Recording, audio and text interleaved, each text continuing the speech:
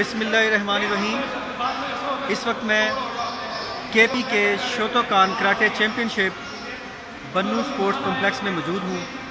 میرے ساتھ رانا نوید الحسن جو کہ سیالکوٹ سے یہاں پہ تشریف لائے ہیں، اور اس کے علاوہ انٹرنیشنل کراٹے ڈو الپائز فیڈریشن پاکستان کے جنرل سیکرٹری ارسلان بیگ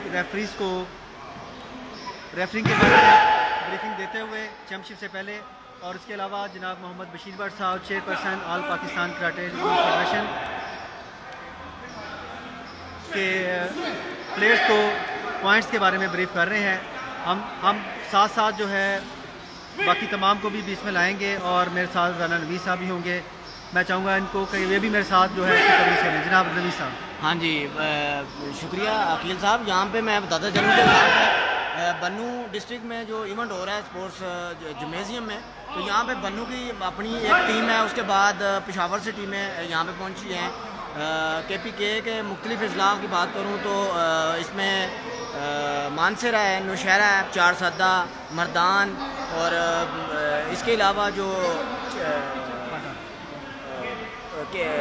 کے پی کے جو مختلف علاقے ہیں ان کی ٹیمیں یہاں پہ پہنچی، تقریباً 8 سے 10 ٹیمیں ہیں۔